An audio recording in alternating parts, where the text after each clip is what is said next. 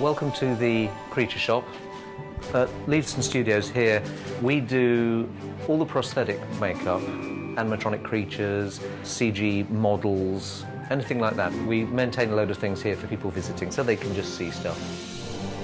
우리가 영화를 볼 때 실제 하지 않는 크리처 같은 걸 보면 그저 CG겠지 하고 넘어가는 경우가 많습니다. 그러나 오늘 이 영상을 보시고 나면 얼마나 많은 사람들이 해리포터 크리처들을 재현하려고 노력했는지 알게 될 겁니다. 오늘의 투어는 해리포터 모든 영화의 특수 분장을 맡았던 닉 더드먼이 가이드해 줄 겁니다. And so in our foyer here, we have things like our hippogriff here and a thestral here, which are examples of two completely different approaches because this is a CG model in that it's a sculpt that's been painted and made to look lovely, but it's being scanned by a laser and the creature itself is being built in the computer. This hippogriff is a functioning model, so this creature is basically a machine. When something actually has to move, it becomes quite difficult to manufacture. Every feather is cut individually, it's coloured individually, and glued on individually. And we made 3 of these things. So it's months and months and months of work for a large crew.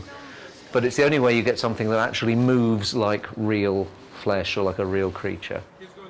The object of the exercise with any of these creatures, it's that it looks as real as possible, so that you can go totally close on it, and it can be seen, 100 feet across on a massive cinema screen, in close-up, and it'll hold up.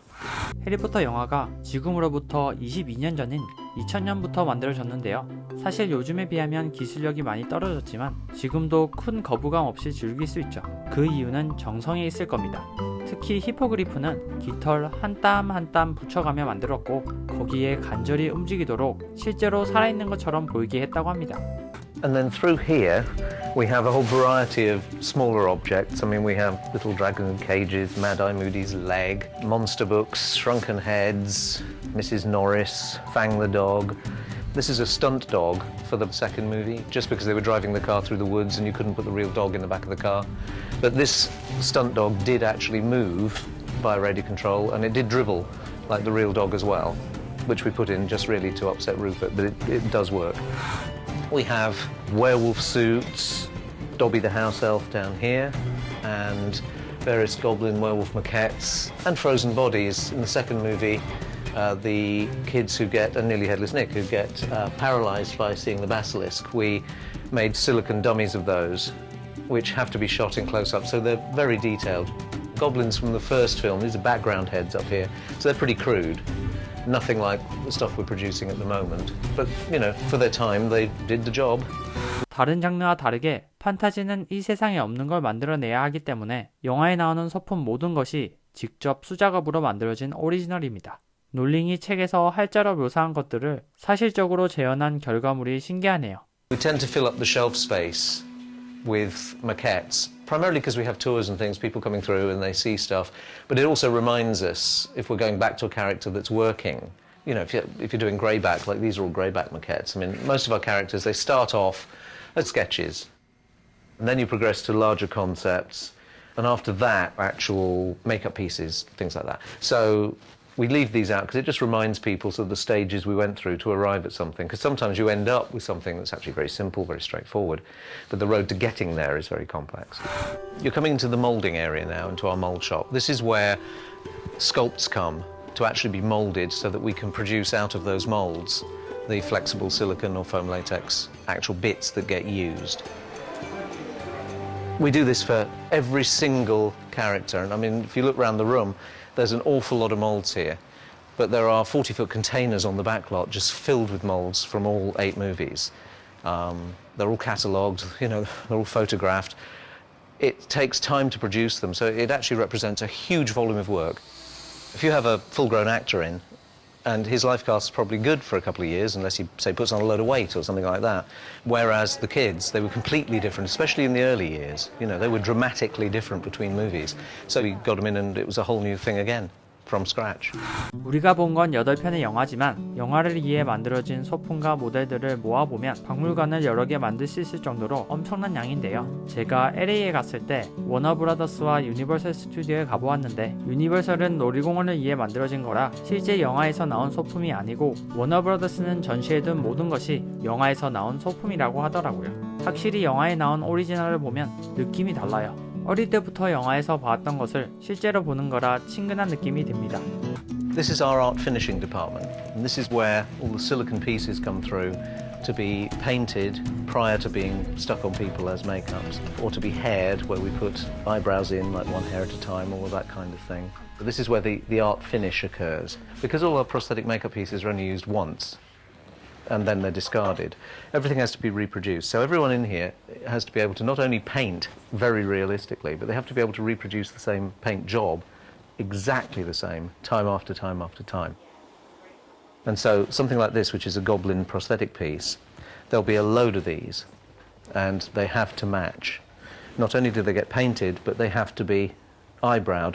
I've asked them to make the eyebrows one hair at a time. They're punched in with needles, which is very, very slow, painstaking, repetitious work. We're in the animatronic shop here. This is where basically we make the things move. Anything that requires a skeleton and an internal structure that is capable of motion ends up in here. Practically every piece of metal inside these things is made in-house, because to make everything fit together, you have to sort of do it from scratch. If you look at this, one of the reasons the movement is so nice and organic is, again, this is a very soft silicon skin. Every hair has been punched in individually. This is all bristle. And it makes the movement become very organic on the outside and just brings it to life. Hedwig has sort of been in all the movies at some point where the real owl is a problem, it's too noisy, you know, or it's flapping away in the background. You can put something in that you can control. These, at the moment, are being operated in a very simple way in that we're using radio control transmitters, the kind of thing you would use for a model aircraft. And Jim's operating at the moment, just moving things about. If something gets very complicated and you end up with a whole team of people having to use machines like this, you bring in a computer system and you program it so that you end up with a load more different movements, a whole number of movements, but being controlled by one or two people. 얼마나 많은 수고가 들어갔는지 느낄 수 있는데요. 특수 메이크업 피스가 일회용이었다는 게 놀랍네요. 하루 촬영하고 버리고 다음 촬영에 새로운 걸 사용하기 때문에 똑같은 걸 여러 개 만들어야 했답니다. 그럼에도 불구하고 털 하나하나 붙이는 디테일에 박수가 절로 나옵니다. 특히 피닉스는 2000년대 초반에 만들어졌음에도 불구하고 아주 자연스러운 움직임을 보여주는데요. 이걸 본 덤블도어를 맡았던 배우 리처드 해리스는 실제 새라고 착각을 했었다고 하죠. But we do a lot of our big sculpture in here. We have our basilisk from Chamber of Secrets. This is the one that Dan actually stabbed through the roof of the mouth. You've still got all the stuff in it. It has nostril flare and it can open its mouth, and its tongue moved and its eyes moved. And it was on a rig along with about 25 feet of the body, so it was quite a big, very basic but big, tough animatronic.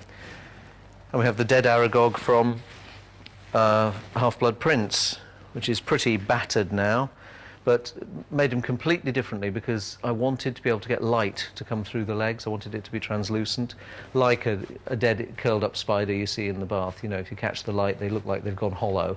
And that's what I tried to catch with this, which did actually work very well, but it was an incredibly toxic material we made it out of, and everyone had to wear suits and gloves, and it was quite revolting to deal with. And over here we have an early concept piece for the Dementors from HP3.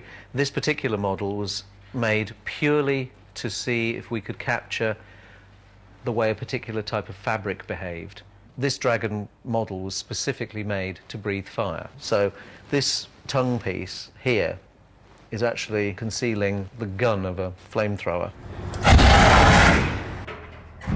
It worked fantastically. I mean, it was really scary stuff, because it never occurred to me that when you actually release gas under pressure and ignite it, it's not just that you get a fireball, you get a very loud noise, and it made all of us jump out of our skins.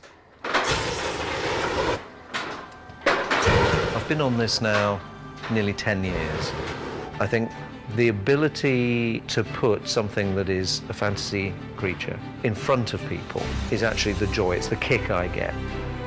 You know, if you get it right, if people react to a creature as if it's a real creature. You know, that is a hippogriff and it's standing there in front of you, and if you go near it, it'll bite you. You know, I've stood in a wood at night watching a dragon breathe fire. That is magic.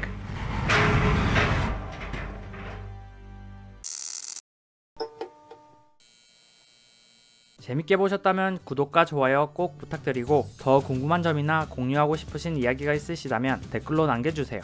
그럼 저는 최대한 빠른 시일 내로 유익한 영상으로 다시 돌아오겠습니다. 지금까지 더블리였습니다.